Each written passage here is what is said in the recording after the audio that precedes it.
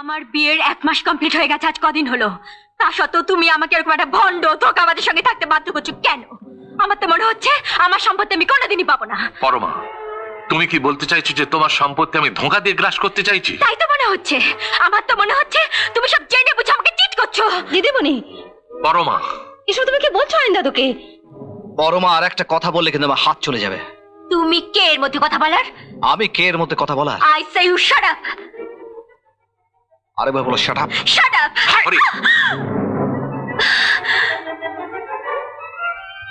তোমার এত দুঃস্পর্ধা, 2 পয়সার চাকর।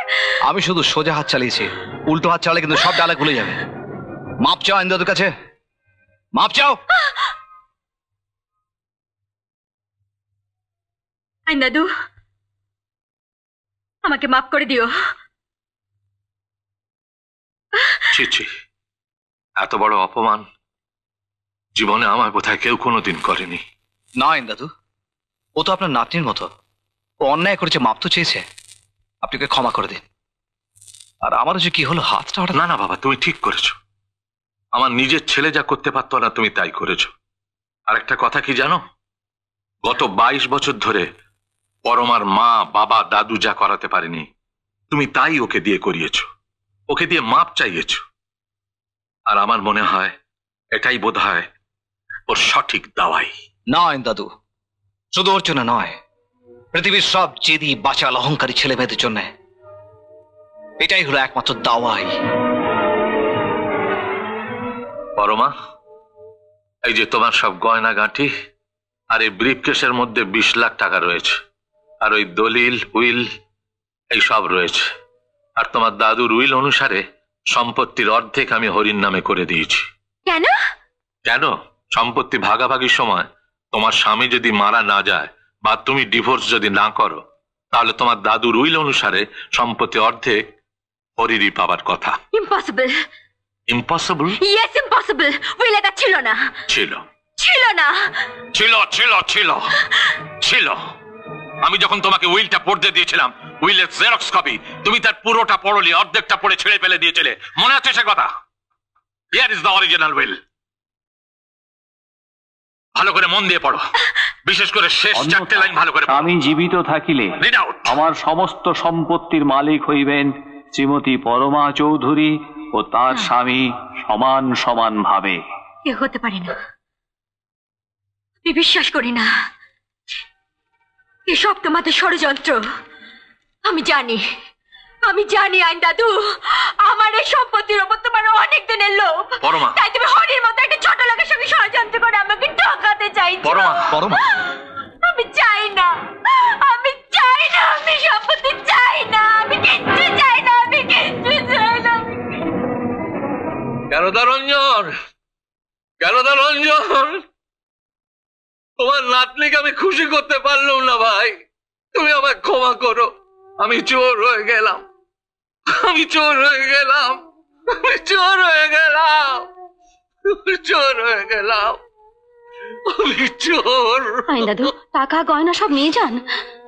না না না দয়া, ওসব আমায় ছুতে বলো না। আমি চোর আইন দাদু, আমি চোর। হরি, আমি হেরে গেলাম, আমি হেরে গেলাম।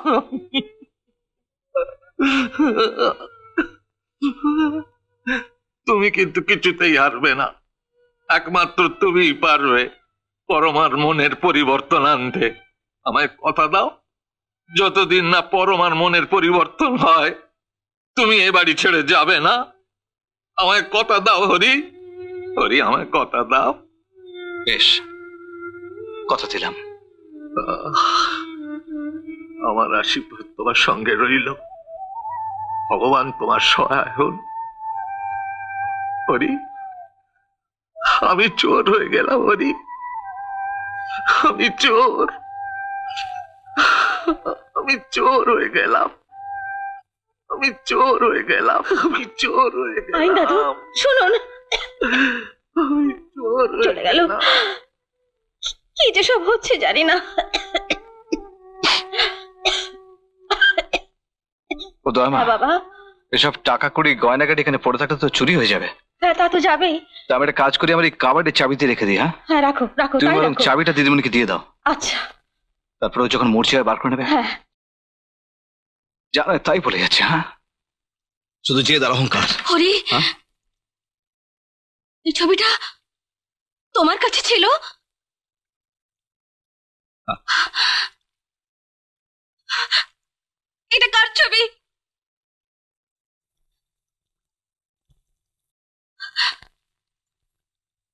বলো বলো, এটা কার ছবি? বলো। তুমি জানো এটা কার ছবি? আমি জানি, তবু তুমি বলো এটা কার ছবি? বলো। এটা এক দেবীর ছবি, আমার পরমারাত্মা দেবীর ছবি। আমি দেবী নই, আমি রক্তে মাংসে গড়া মানুষ। আমি এক দুঃখী মা। 20 বছর আগে হারিয়ে যাওয়া সন্তানের জন্য পাগল এক মা, যে তার চোখের জলে বুক ভাসিয়ে বসে আছে সন্তানের পথে। আমি দেবী নই, আমি দেবী হতে চাই না। আমি আমি আমি আমার সন্তানকে ফিরে পেতে চাই। আনন্দ বাবা। মা, না না, মা বলিস না আমাকে, বলিস না আমাকে মা। আমি তোর মা নই, কেউ নই। 1 মাস ধরে বাড়িতে থেকেও তুই আমাকে ধরা দিসনি কেন রে? আমাকে চিনেও চিনতে পারিসনি কেন? বল। না না, তুই আমার সেই ছেলে নোস, আমার সেই ছেলে নোস তুই। তুমি ঠিক বলেছো মা, আমি তোমার সেই ছেলে নই। 20 বছর আগে যে আনন্দ হারিয়ে গেছিল, আমি সে নই মা। সে আনন্দ মরে গেছে মা। আজকের এই আনন্দ একটা চোর, একটা অপদার্থ, একটা শয়তান। না যেদিন প্রথম আমি এ বাড়িতে আসি, সেই তোমায় দেখে চিনতে পেরেছিলাম মা। তবু একটি বারও তোমায় মা বলে ডাকতে পারিনি। আমার বুক ফেটেছে, তবু তোমায় জড়িয়ে ধরে একটি বারও তোমার কোলে মাথাকে ঘুমোতে পারিনি আমি। আমার এই নোংরা দুটো হাত দিয়ে আমার দেবীর পা ছুঁয়ে তাকে কলঙ্কিনী করতে পারিনি আমি। আমি অমানুষ হয়ে গেছি মা, আমি নষ্ট হয়ে গেছি মা, আমি খারাপ হয়ে গেছি মা। বাবা না, আমি বিশ্বাস করি না, আমি বিশ্বাস করি না আমার ছেলে অমানুষ হয়ে গেছে, টক জোচ্চোর হয়ে গেছে। আমি বিশ্বাস করি না। মাগো বাবা, মাগো, এ বাড়ি ছেড়ে চলে যাবার সময় আমি চোর ছিলাম না মা। বিশ্বাস করো, আমি দিদিমণি তুল চুরি করিনি। আমি জানি না সোনা, আমি জানি বাবা, আমি জানি। পরমাই তো দুলটা হারিয়ে ফেলেছিল, তারপর তুই চলে যাবার পর আমরা সকলে বুঝতে পেরেছিলাম ওটা শয়তান নেই, পালেরই কাজ। আর সেই যন্ত্রণায় পরমা কত রাত ঘুমোয়নি, কতদিন খায়নি ভালো করে, শুধু কেঁদেছে। আমরা কত খুঁজেছি তোকে, পুলিশ কত খুঁজেছে, কোথায় ছিলে রে তুই? আমি এ বাড়ি ছেড়ে চলে যাবার পর জানো মা, আমি বাড়ির রাস্তা হারিয়ে ফেলেছিলাম। তারপর একজন অন্ধ ভিখারি আমাকে রাস্তা থেকে তুলে নিয়ে গিয়ে তার বস্তির ঘরে রেখে আমাকে মানুষ করেছে। তার ভিক্ষের পয়সা আমি খেয়েছি, পড়েছি, লেখাপড়া শিখেছি। আমি গ্র্যাজুয়েট মা, আমি বিএ পাস। তারপর একদিন আমার সেই অন্ধ বাবাটার অসুখ করলো, ভীষণ অসুখ। ঘরে ওষুধ নেই, পথ্যে নেই, দুবেলা দুমুঠো খাবার নেই। আমি সবার কাছে গিয়ে বললাম, আমাকে চাকরি দিন না, আমাকে টাকা দিন না, আমাকে সাহায্য করুন না, আমার বাবার ভীষণ অসুখ। কেউ শুনলো না মা, আমাকে লাথি মেরে তাড়িয়ে দিল। আর আমার চোখের সামনে সেই অসহায় অন্ধ বাবাটা ওষুধের অভাবে, পথ্যের অভাবে তিল তিল করে মরে গেল। নিহতি বাবা। আমি কিছু করতে পারলাম না। আমি শুধু চেয়ে চেয়ে দেখলাম। অভাব মা, অভাব। ওই অভাবের সঙ্গে যুদ্ধ করতে করতে আমি একদিন হেরে গেলাম। এই পোড়া পেটটা জ্বালায় আমি ঠক, জোচ্চোর, ওয়াগন ব্রেকার হয়ে গেলাম মা। আমার এই দুটো হাত দিয়ে আমি কত তালা ভেঙেছি, কত সাধারণ মানুষের সর্বনাশ করেছি আমি, কত কত কত। মাগো, মাগো, আমি তোমার কোলে একটু শোবো? আয় শোনা